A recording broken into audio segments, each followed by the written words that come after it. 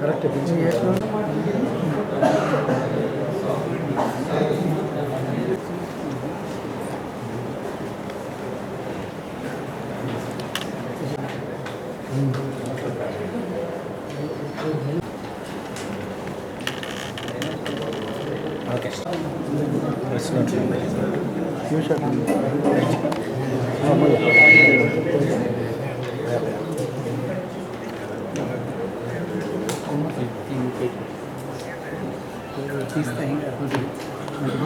Okay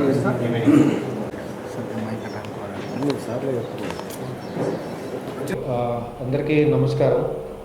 so మనం ఈరోజు ఇక్కడ జగిత్యాల డిస్ట్రిక్ట్ పోలీస్ సంబంధించిన ఈ 2023 ఎట్లా పాస్ అయింది, దీంట్లో సంవత్సరంలో క్రైమ్ ప్యాటర్న్స్ ఎట్లాగా ఉన్నదో దాని గురించి మాట్లాడడానికి ఇక్కడ అందరూ ఉన్నాము. సో ఈ ఇయర్ మొత్తం చూస్తే మోస్ట్లీగా అది ప్రశాంతంగానే మనకి కంప్లీట్ అయిపోయింది. మీకు అందరికీ తెలుసు, ఇక్కడ లాస్ట్లో ఇయర్ ఎండ్లో మనకి ఎలక్షన్స్ కూడా వచ్చినాయి. సో ఎలక్షన్స్ కూడా టోటల్ ఆల్ ప్రాసెసెస్ కూడా పీస్ఫుల్ వేలోనే కంప్లీట్ అయినాయి, ఎక్కడ కూడా ఎలాంటి కూడా ఇష్యూ కాకుండా. సో మనము అది క్రైమ్ డీటెయిల్స్లోకి వెళ్తే అది 23లోని ఓవరాల్ క్రైమ్ మనం చూస్తే లాస్ట్ ఇయర్ కంటే 22 కంటే దాదాపు అంతే ఉంది, జస్ట్ 1% రిడక్షన్ వచ్చింది. 2022లో ఎట్లాగా 5,120 క్రైమ్స్ రిజిస్టర్ అయినాయి, 23లో 5,070 క్రైమ్స్ రిజిస్టర్ అయినాయి. స్మాల్ రిడక్షన్ ఉంది. అలాగే ప్రాపర్టీ అఫెన్సెస్లో పెద్ద రిడక్షన్ వచ్చింది. 354 22లో ఉండే దానికి కంపేర్ చేస్తే 23లో 325 రికార్డ్ అయినాయి. సో ప్రాపర్టీ క్రైమ్స్లో డిటెక్షన్ పర్సంటేజ్ మేము అంటాము, అంటే ఎన్ని కేసెస్ డిటెక్ట్ చేయడం జరిగింది, అది దాదాపు అంతనే ఉంది. కానీ ప్రాపర్టీ లాస్ట్ కొంచెం ఎక్కువ అయింది. అయితే ఒక్కొక్క కేసులో ప్రాపర్టీ పోవడం అది కొంచెం ఎక్కువ ఉండడం వల్ల సో ప్రాపర్టీ రికవరీ పర్సంటేజ్ కూడా దాదాపు అంతనే ఉంది, దాంట్లో కూడా ఎంత పెద్ద చేంజెస్ లేవు. కానీ మహిళలకి సంబంధించిన క్రైమ్ చూస్తే దీంట్లో కొంచెం ఇంక్రీజ్ ఉంది. 547కి 644 రిజిస్టర్ అయినాయి, దాదాపు 17% వరకు ఇంక్రీజ్ అయింది. అట్లాగే క్రైమ్స్ అగేన్స్ట్ వీకర్ సెక్షన్ అంటే SC ST కేసెస్తో ఉంటాయో దాంట్లో కూడా 100కి 117 అయిపోయింది. అట్లాగే రోడ్ యాక్సిడెంట్ కేసెస్లో కూడా 399 to 22లో రిజిస్టర్ అయినాయో అవి 438కి ఇంక్రీజ్ అయింది నెంబర్. సో ఇందులో ఇది టోటల్ రిజిస్టర్ అయిన కేసెస్లోకి డీటెయిల్స్లో వెళ్తే మర్డర్ కేసెస్ 22లో ఇట్లాగా 30 ఉండే, ఇప్పుడు 23లో 32 రికార్డ్ అయినాయి. డెకాయిటీ ఏమీ కూడా రిపోర్ట్ కాలే, 22లో ఒక డెకాయిటీ కేసు రిపోర్ట్ అయి ఉండే. రాబరీ కేసెస్ మనకి తగ్గినాయి, 22లో 26 ఉండే, ఇప్పుడు 23లో 21 కేసెస్ రిపోర్ట్ అయినాయి. అట్లాగే రైటింగ్ కేసెస్ ఆదాపు అంతే ఉన్నాయి, 22లో 7 ఉండే, ఇప్పుడు కూడా 7గానే ఉన్నాయి. కిడ్నాపింగ్ కేసెస్ అయితే ఇవి 32 ఉండే 2022లో, ఇప్పుడు 48 రిజిస్టర్ అయినాయి 2023లోని. రేప్ కేసెస్ కూడా కొంచెం నెంబర్ పెరిగింది, అది 22లో 36 ఉండే, ఇప్పుడు 42 అయినాయి. చీటింగ్ కేసెస్ బేసికల్గా అవి వాటికి నెంబర్ తగ్గింది, అవి 398 ఉండే 2022లో, ఇప్పుడు 347 అయింది. అటెంప్ట్ టు మర్డర్ కేసెస్ ఇవి కూడా నంబర్స్ తగ్గినాయి, ఇది 77 అయినాయి 22లో, ఇప్పుడు 66 రికార్డ్ అయినాయి. ఫ్యాటల్ రోడ్ యాక్సిడెంట్స్ ఇవి కూడా తగ్గినాయి. అయితే ఎక్కడైనా యాక్సిడెంట్ కేసెస్లో ఏదో చనిపోతారు, డెత్ అవుతుంది, అట్లాంటి కేసెస్ 188 నుంచి 169 వరకు వచ్చింది. కానీ నాన్ ఫ్యాటల్ కేసుతోనే దానికి నెంబర్ పెరిగింది, 191 నుంచి 234 వచ్చింది. కొన్ని యాక్సిడెంట్ కేసెస్ ఉంటాయి, దానిలో చిన్నవి ఉంటాయి, ఏం ఇంజరీ కావు, అవి కూడా కొంచెం నెంబర్ పెరిగింది, 20కి బదులు ఇప్పుడు 35 అని.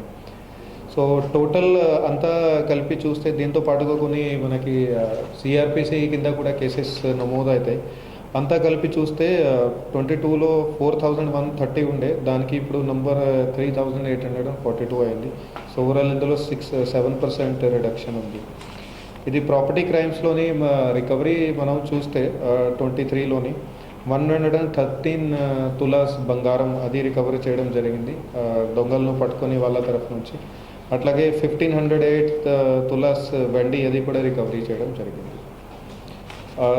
Coming to the cyber crime మీకు తెలుసు, మొత్తం దేశవ్యాప్తంగా ప్రపంచవ్యాప్తంగానే ఇది పెరిగిపోతుంది రోజు రోజుగా. మనది టెక్నాలజీ యూజ్ ఎట్లాగా పెరిగిపోతుంది, మనకి నెగ్లిజెన్స్ ఇది వల్ల పెరిగిపోతుంది, దానివల్ల అది క్రైమ్స్ కూడా పెరిగిపోతున్నాయి. సో 22లో ఎక్కడైతే 635 కేసెస్ రిపోర్ట్ అయినాయో దాన్ని కంపేర్ చేస్తే 23లోని 866 కేసెస్ అయినాయి. సో దాదాపు 36% ఇంక్రీజ్ ఉంది. దీంట్లో అమౌంట్ లాస్ట్ కూడా అప్పుడు 1,92,00,000 ఉండే, ఇది చాలా పెద్ద ఇంక్రీజ్ ఇందులో అయింది. 8,61,00,000 అమౌంట్ లాస్ట్ అయింది. సో దాదాపు 346% ఇంక్రీజ్ ఉంది. కానీ దీంట్లో ఒకటి పాజిటివ్ థింగ్ ఏముంది అంటే, ఇది పబ్లిక్లో అవేర్నెస్ పెరగడం వల్ల ఇది మనకు ఇన్ఫర్మేషన్ రాగానే వెంటనే కన్సర్న్డ్ అథారిటీస్తో మాట్లాడి, అట్లాగే మన ఎన్సీఆర్పి పోర్టల్ ద్వారా ఇది మన సెంట్రల్ గవర్నమెంట్ ద్వారా ఏదైతే హెల్ప్ లైన్ క్రియేట్ చేయడం జరిగిందో 1930 అని, సో దాని ద్వారా అది అమౌంట్ ఎక్కడైతే అకౌంట్ నుంచి పోతుంది అక్కడే మధ్యలోనే అది ఎండ్ యూజర్కి పోకుండా అయితే దొంగకి పోకుండా మధ్యలోనే ఫ్రీజ్ అయిపోతుంది. సో ఆ ప్రాసెస్లో 22లో ఎక్కడైతే 17 lakhs ఓన్లీ మాత్రమే ఫ్రీజ్ అయింది, అది కంపేర్ చేస్తే 23లో దాదాపు 5,07,00,000 వరకు అమౌంట్ ఫ్రీజ్ అయింది. సో ఇందులో చాలా పెద్ద పర్సంటేజ్ ఇంక్రీజ్ ఉంది, 2,854%. ఇది పాజిటివ్ ఎందుకు అన్నా అంటే, ఇది ఏదైతే ఫ్రీజ్ అయిన అమౌంట్ అయిందో ఇది ఎవరైతే విక్టిమ్స్ ఉన్నారో, బాధితులు ఉన్నారో వాళ్ళకి వస్తుంది ఇది. So this is a very good step. ఎక్కడైతే 8 crore లాస్ట్ అయిందో దాంట్లో at least 5 crore was already frozen. మీకు ఇది సైబర్ ఫ్రాడ్ జరిగిందో, సైబర్ మోసం జరిగిందో, మీరు పోలీస్ స్టేషన్కి రాకుండా కూడా ఫస్ట్గా అది హెల్ప్ లైన్ డయల్ చేయండి. మీరు అది చాలా ఈజీ ఉంటుంది. అది హెల్ప్ లైన్ డయల్ చేస్తే అందులో వాళ్ళు కొన్ని క్వశ్చన్స్ అడుగుతారు, ఎట్లా అయింది, ఎప్పుడు అయింది. ఇమీడియట్లీ వాళ్ళు ఫోన్ కాల్లోనే అది అకౌంట్ మొత్తం ఫ్రీజ్ చేస్తారు, మీ అమౌంట్ సేవ్ అవుతుంది, తర్వాత మీకే వస్తుంది అది. సో దీంట్లో కొన్ని మంచి కేసెస్లో కూడా మన దగ్గర అది అమౌంట్ ఫ్రీజ్ చేయడం జరిగింది. ఫర్ ఎగ్జాంపుల్ ఒక కేసులో 36 lakhs పోతే దాంట్లో 31 lakhs ఫ్రీజ్ చేయడం అయింది. అట్లాగే ఇంకో కేసులో రూరల్ పోలీస్ స్టేషన్లో 4 lakhs పోతే మొత్తం అమౌంట్ ఫ్రీజ్ చేయడం జరిగింది. ఎన్డీపీఎస్ కేసెస్లో చూస్తే మన జగిత్యాల జిల్లాలోని అది ఎన్డీపీఎస్ సంబంధించి పెద్ద ప్రభావం లేదు, కానీ మన ఎన్ఫోర్స్మెంట్ పకడ్బందీగా చేస్తున్నాము కాబట్టి సో దానివల్ల 13 కేసెస్ 2023లో రిజిస్టర్ అయినాయి. వాటిలో 36 మందిని పట్టుకోవడం కూడా జరిగింది.